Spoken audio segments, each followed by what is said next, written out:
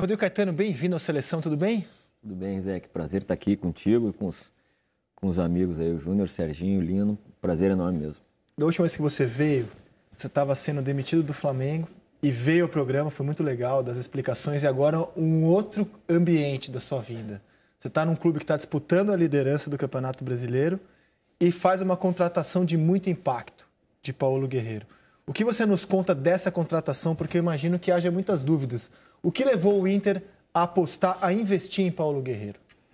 Bom, Ezequiel, até obrigado pela oportunidade também, primeiro, e pelo convite, né? Até porque o convite eu recebi antes, né, da contratação do Paulo e muito mais para a gente falar sobre o momento do Inter. Verdade. Acabou coincidindo com a vinda do Guerreiro. E o bom é que nem naquela época em que eu aqui estive, né, acabando dando as explicações, né, as quais a gente tem que ter a noção de que um executivo de futebol, assim como o técnico, ele não é responsável por todas as decisões do clube. Muitas das vezes imagina-se que sim.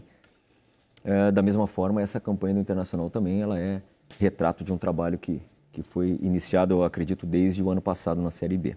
Mas isso a gente vai, né, falar aí na sequência. Em relação ao Paulo, o que fizemos foi acompanhar realmente esse desfecho que é público e notório para todos, que o Flamengo fez a opção de não renovar com ele. E entendemos isso como uma grande oportunidade, né? Ao longo desse período que eu estou lá no Internacional, nós fizemos algumas desonerações importantes, né? Jogadores que lamentavelmente estavam treinando em separado, outros que não eram utilizados, para que abrisse dentro da folha a possibilidade de algum tipo de investimento. De lá para cá, nós acabamos levando o Emerson Santos do Palmeiras, o Jonathan Alves também, e aí com a não renovação do Paulo, a gente entendeu que seria uma grande oportunidade de elevar, né, a qualidade também de todo o nosso elenco, que já, no nosso entendimento, já é de bom nível, com a chegada de um jogador internacional, pro Internacional. Diz uma coisa, além do benefício técnico, né, que ele vai trazer, porque todos nós já vimos o Guerreiro, não só na Corinthians, Flamengo, na seleção peruana, mas no extracampo, uma contratação desse impacto, o que pode trazer para o Inter nesse momento? Pois é, Júnior, ele, na verdade, por ele ser uma figura internacional, obviamente que nós temos que rentabilizar isso. Não tem a menor dúvida, é um desafio que o Internacional tem, até porque não vai ter investimento inicial, né? E isso... Investimento de fora, você disse, não tem parceiro na contratação? Não, o Inter não está comprando Exato. o Guerreiro. É uma questão de salário e a duração do contrato. Está embutido nisso. Exato. Livre no mercado. Exato. Livre, você não tem a outra parte, ou seja, você não tem uma aquisição, né, em relação a um determinado clube. Isso talvez tenha sido o que viabilizou. O fato, como eu disse, de desonerações.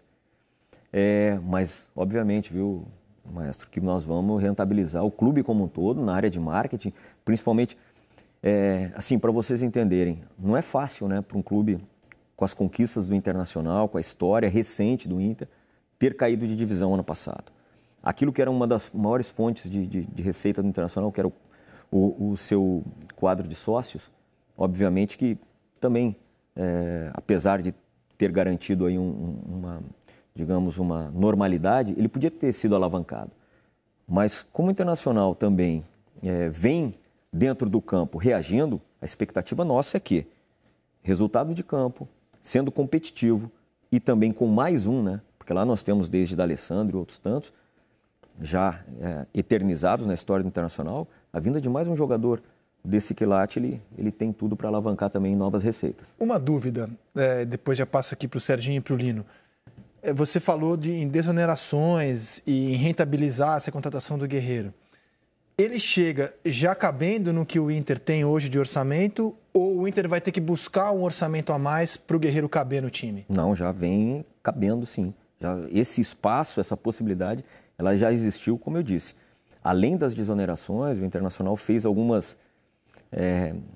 tivemos alguns movimentos que realmente fomos felizes no que diz respeito a essa janela, né? Porque, na verdade, foram negociados atletas nessa janela que não estavam no nosso grupo. Né, principalmente caso de Valdívia e Anselmo para o mundo árabe. Fora o Alisson.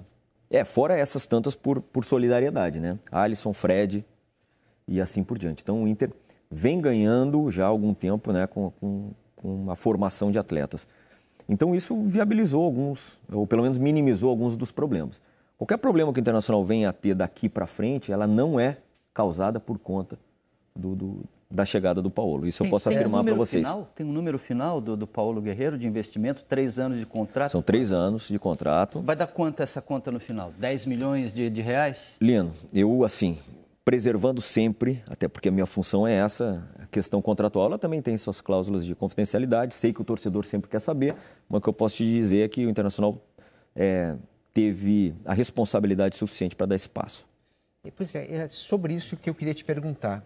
Bom, primeiro, é uma contratação extraordinária do ponto de vista de campo, né? Que você fala também do marketing, mas tem uma outra coisa que é a confiança, né? Quer dizer, chegar um jogador do tamanho do Guerreiro num grupo que há anos tem problema de confiança é muito bom, claro, é óbvio, né? Agora, o balanço do Internacional do ano passado foi muito negativo, né? Tem lá 357 milhões de dívida, tem uma outra conta que fala em 700 milhões, mas é uma conta que parece equivocada, porque inclui o Beira-Rio, e o Beira-Rio não entraria num balanço desse. É isso mesmo. Mas, enfim, né? Uma dívida alta, né? Foi um resultado muito ruim no ano passado, financeiramente. Serginho, desculpa eu te interromper, que, diga-se de passagem, o Beira-Rio é um dos únicos, aliás, um dos poucos, se não o único estádio em que você não vê qualquer tipo de notícia negativa, principalmente em relação às próprias... Dos estádios da Copa, né? Exatamente.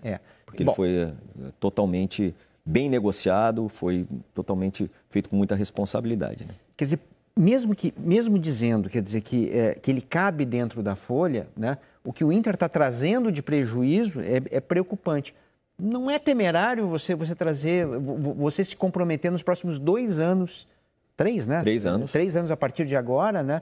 Com uma conta alta, porque claro que ele não é barato, né? Não, sem dúvida, mas é justamente por isso. No que diz respeito ao nosso custo mensal, por conta de todas essas ações que fizemos anteriores à chegada dele, é que ela foi realizada de forma responsável.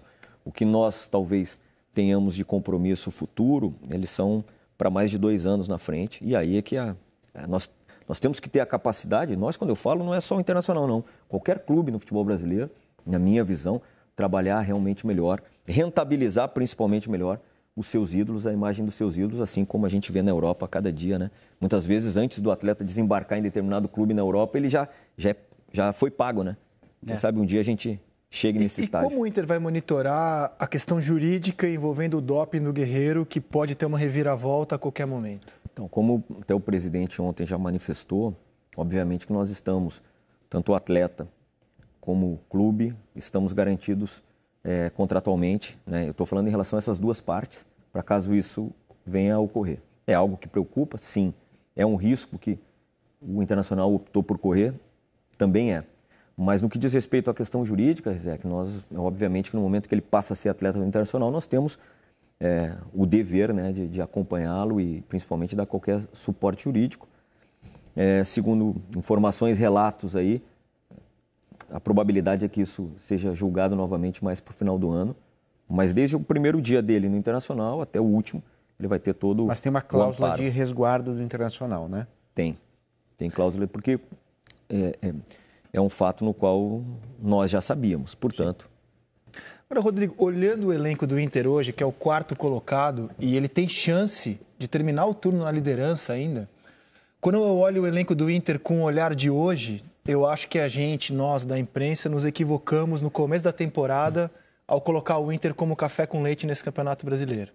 Passado quase um turno, eu vejo um time que tem um baita de um goleiro, que já tinha, que teve um Vitor Cuesta, vamos rodar a imagem da campanha do Inter, se solidificando como um dos grandes zagueiros, bons laterais na esquerda, um Rodrigo Dourado super bem, uma gama de atacantes que acho que poucos times têm hoje no Brasil, as opções que o Inter tem para o seu ataque, um D'Alessandro ainda jogando em alto nível, esse é o meu olhar de hoje. Mas lá atrás a gente não tinha esse olhar sobre o Inter quando começou o Campeonato Brasileiro.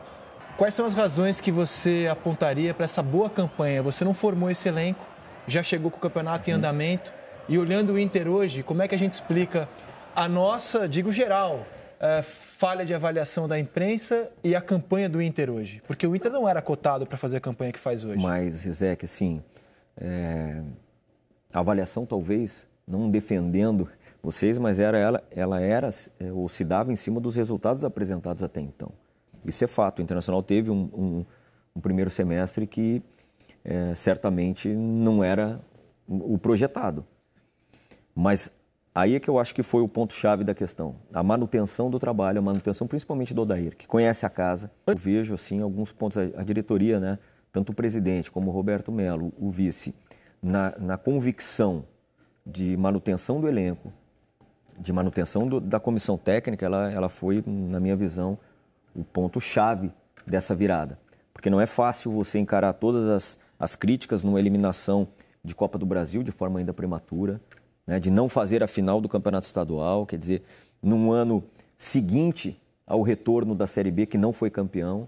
Então, ou seja, mas eles acreditaram e principalmente nessa manutenção do trabalho, principalmente do Odair Helman, que, assim, estou há praticamente 2 meses e meio lá e posso afirmar para vocês que tem nele e na comissão técnica um grupo de grandes profissionais identificados com o clube, que conhecem o clube já de muito tempo e que tem o respeito dos atletas. A harmonia do grupo também, Rizek, desse grupo, eu acho até que por conta disso também, por conta das críticas, por conta dessas feridas que estavam abertas, o pessoal lá resolveu se unir e fazer da única competição que temos, cada jogo uma decisão. E é dessa forma que a gente tem entrado em campo, é dessa forma que tem sido aí essa ascensão do Inter. É o Grenal mesmo, porque eu lembrei agora.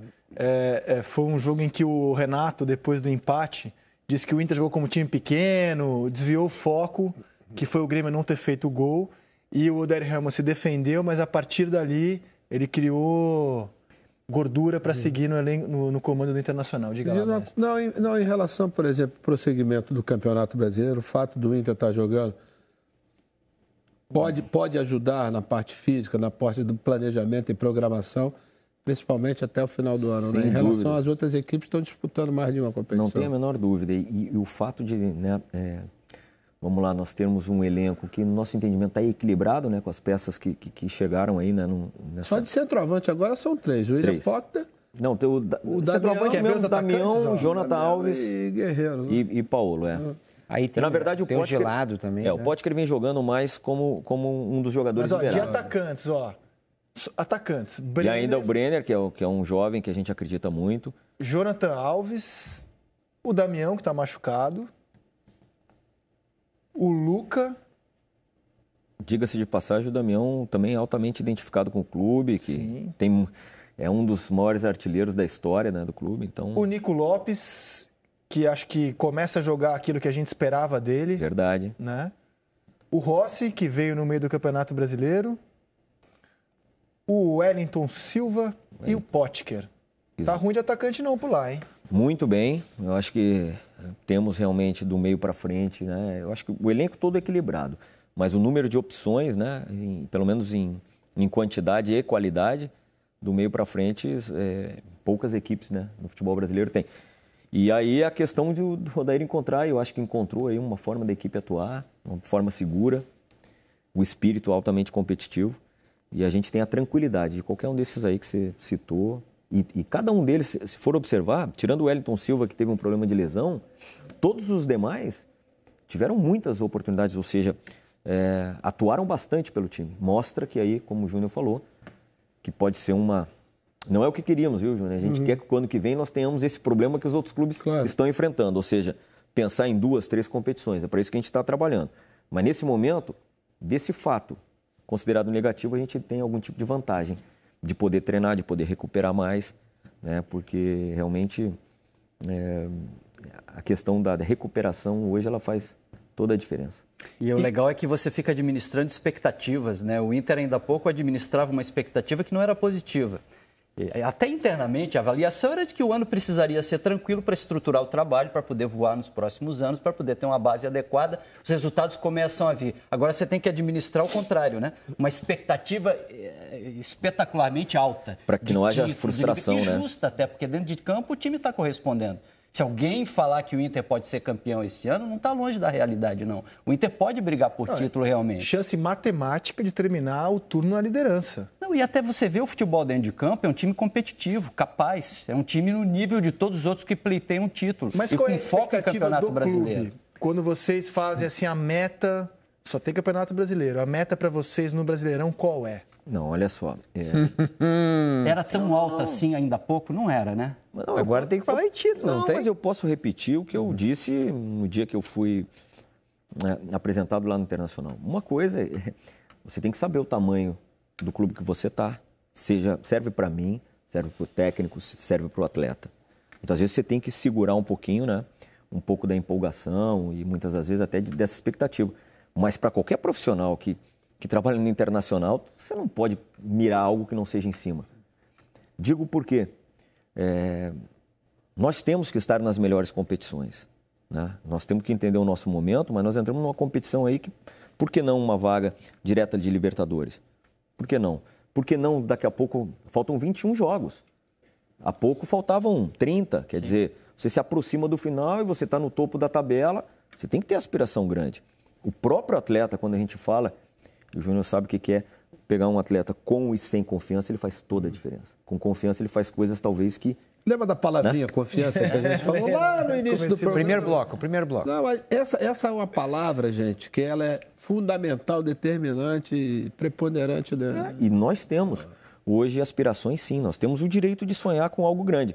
Mas eu acho que o que tem que estar instituído no clube é o seguinte, esse negócio da Série B passou, a questão da queda passou, o Internacional tem que se valer pela sua história. E uma história não muito distante, é um dos clubes aí que mais venceu, né, nessa década, na década passada. Rodrigo, o Rizek já está me apressando aqui. Porque, já vi. Hoje tem regra clara. Mas regra, o Arnaldo já está louco para entrar. Calma aí, espera aí, Arnaldo. A última pergunta, então, é o seguinte. Bom, você circula pelo marketing, você circula pelo vestiário, né? Você obrigatoriamente, tá claro. O D'Alessandro é um cara muito importante para o clube internacional, por tudo que ele fez, pela história. 10 anos, etc. Né? Comemorou agora. Exatamente. Agora, esportivamente, esse ano, até fisicamente, o time tem rendido melhor sem o D'Alessandro, né? Como é que funciona para o clube para administrar um cara como o D'Alessandro, muito grande, né? Que eventualmente talvez não tenha lugar para ele começar os jogos? Alô, daí, responde aqui. Mas assim, eu posso também falar do período que eu estou. Existe muita coisa de lenda, né? Que se fala, mas você precisa trabalhar com o atleta. Eu, por onde passei, nunca tive problema nenhum, porque por ter sido atleta, eu sempre procurei ter uma conversa franca. E o D'Alessandro é um exemplo de atleta, viu? Isso eu posso afirmar para vocês, dentro e fora. Acho que ele agrega demais, porque tecnicamente ele é extra classe também. O Inter ter encontrado uma forma de atuar não significa que essa mesma forma de atuar não possa ser com ele. E aí, o próprio Odair já testou algumas vezes e vai utilizá-lo sim, de forma decisiva, ele já foi decisivo em alguns jogos. Esses são os... Aí você vê que o Internacional tem a chance de aspirar coisas grandes, Serginho, é quando você vê que, poxa, você já está tendo esse tipo de problema, de encontrar espaço para os melhores, né? Então, significa que a gente realmente tem a chance de pensar em alguma coisa grande e o Dali é realmente uma referência, tanto técnica como também de figura, por toda a história que ele já tem e que ninguém vai apagar no Inter. Rodrigo, agradeço a sua presença mais uma vez, obrigado. Tivemos essa coincidência de ter o anúncio do Guerreiro no final de semana, ficou ainda mais quente, jornalisticamente falando, sua presença aqui, obrigado. Eu que te agradeço, você sabe que é um imenso prazer estar sempre aqui. Agradeço demais o convite, principalmente poder aí rever os amigos aqui. Boa sorte ao Inter, boa sorte também ao Fluminense no jogo que fecha a rodada hoje à noite no Maracanã.